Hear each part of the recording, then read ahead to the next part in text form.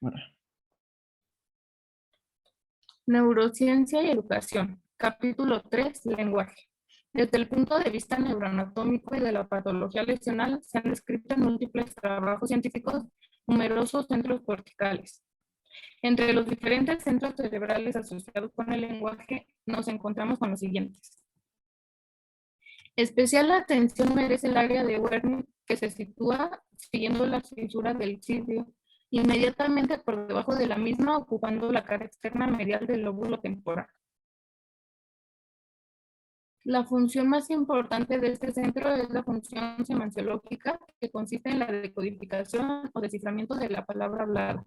Para la correcta activación de esta función es necesaria una memoria a corto plazo, también una memoria a largo plazo.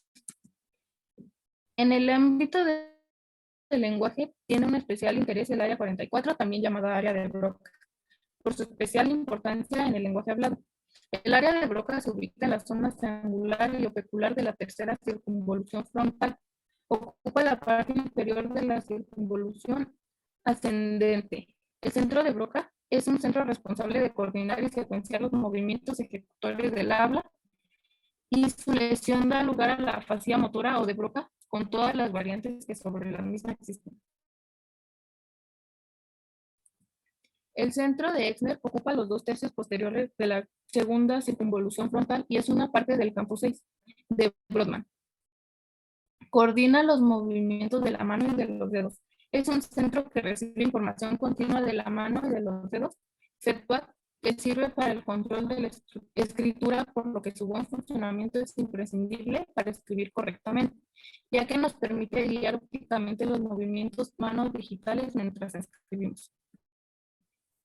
Centro de Luria inferior se extiende por la parte inferior de la circunvolución parietal ascendente y del lóbulo parietal inferior. El campo de Luria coordina las actividades de la musculatura laringea, faríngea, palatina, lingual y labial. Interviene en la formación de imágenes verbomotrices, coordina los movimientos y recibe información de las distintas partes del sistema monoarticulatorio. En general, interviene en todo tipo de praxias bucofonatorias, lingolabiales y faciales. El centro de Luria superior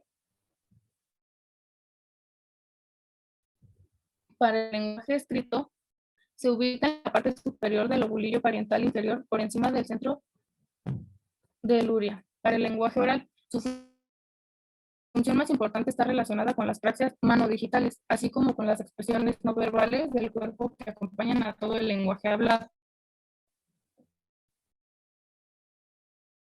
El centro de Gerine, que se corresponde con el área 39 de Brodmann, rodea el extremo posterior del primer surco temporal o surco paralelo y ocupa la zona de transición entre el lóbulo parietal y occipital. Hacia atrás se continúa con las áreas 19 y 18 de la corteza occipital. En términos de Gerine, podríamos decir que la circunvolución angular podría ser justamente con las áreas occipitales adyacentes el centro de integración simbólica de la lectura o de su trastorno. Los estímulos visuales son recogidos en la retina y elaborados por las diversas estaciones de la vía óptica y a nivel del centro de giro. La función importante de este centro es, por tanto, la de analizar y percibir los grafemas, lo cual implica la síntesis de los rasgos elementales para formar una gestal óptica, reconocer esta como un grafema y distinguir este de otros grafemas.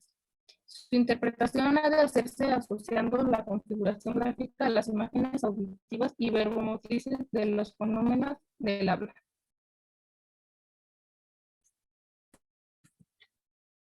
El estudio e interpretación del proceso de comprensión del lenguaje ha sido estudiado, por un lado, en pacientes que tienen deficiencias de discriminar los sonidos de las palabras. Tendrían lesionado el centro para la comprensión de los sonidos del lenguaje. Por otro, en pacientes que tienen lesionados los centros propios del lenguaje y que, aunque pueden repetir el lenguaje, son incapaces de comprender las palabras o de usarlas espontáneamente. Y por último, con pacientes que, como consecuencia de lesiones en las fibras que unen los centros del lenguaje, afasia sensorial transcortical, son incapaces de transmitir la información entre ellos, es decir, son incapaces de informar de los sonidos de las palabras a los comprensión de las mismas. El lenguaje hablado es una de las funciones más complejas que realiza el ser humano, puesto que integra la misma función procesos cerebrales córticos subcorticales. Las estructuras corticales encargadas de planificar y programar el lenguaje hablado se encuentran en el córtex prefrontal, principalmente en el área de Broca.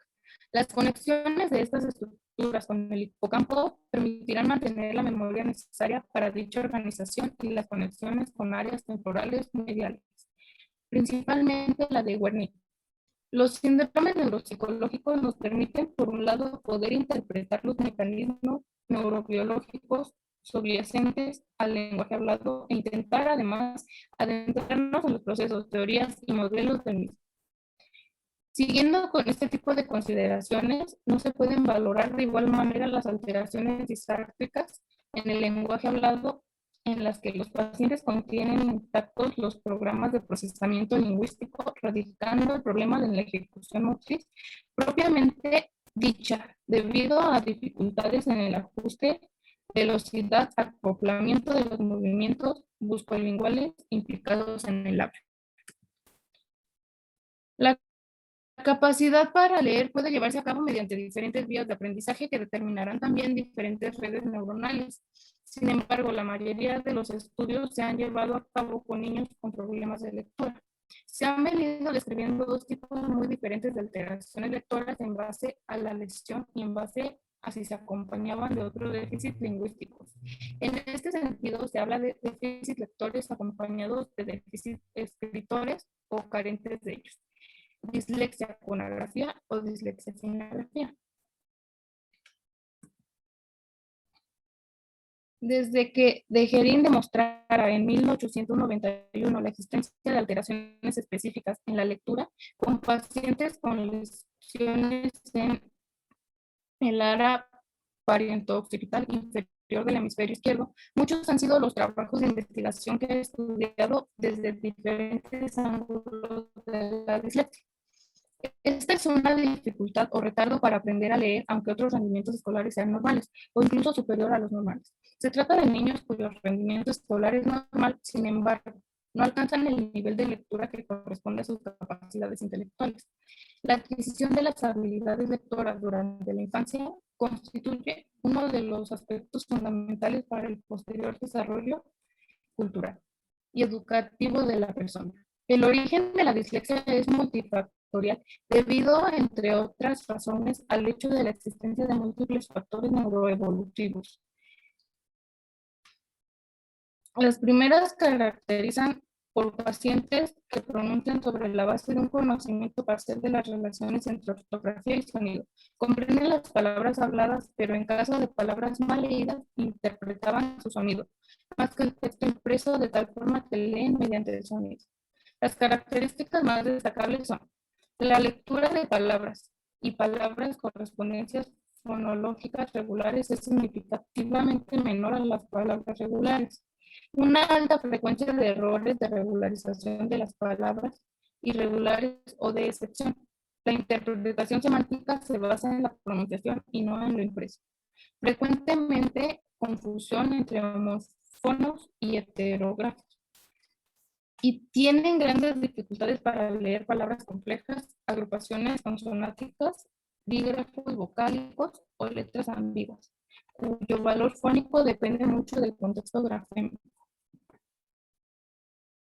El lenguaje escrito es el proceso lógico de aprender a escribir en la mayoría de las personas. Pasa primero por comprender las palabras, después por leerlas y por último escribirlas, lo que conlleva un proceso de aprendizaje, sobre todo de memoria, así como de una serie de habilidades cognitivas integradas en todo el proceso de adquisición del lenguaje. Sin embargo, si esto fuera exclusivamente así, probablemente solamente las áreas temporales anteriores izquierdas pudieran ser objeto de estudio vinculado a la escritura, pero se sabe que también áreas parietales izquierdas están implicadas en la escritura, por lo que también la memoria visual y espacial puede tener importancia en la escritura. La disgrafia, aunque con menor intensidad que las dislexias, existe un trastorno del lenguaje que afecta principalmente a la escritura, conocido como disgrafia.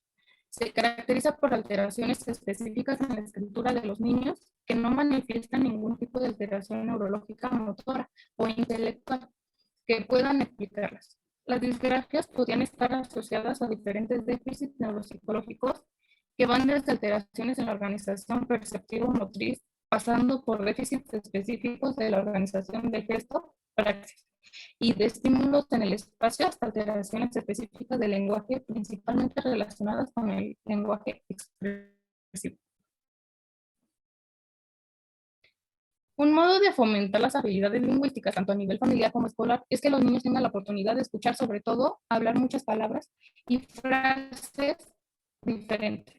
Hablar mucho con los niños, primero con palabras cortas, después con palabras más complejas, y lo mismo a nivel de las frases, introduciendo nuevas palabras y frases complejas en básico para mejorar el lenguaje. En niños muy pequeños, aprender el lenguaje mediante cantos y nanas infantiles será todavía más efectivo. En toda la etapa educativa, es decir, sobre todo que ellos también hablen, dando respuesta a las preguntas, situaciones o experiencias que les ofrecen. También es importante la lectura comprensiva vigilada por padres y maestros, de tal forma que se les pregunte lo leído y no dejen a la propia experiencia del niño la comprensión del texto. La música de fondo favorece sustancialmente la comprensión lectora en las clases de lengua, y la música sería muy buena ayuda para focalizar la atención de los niños y mejorar su comprensión verbal.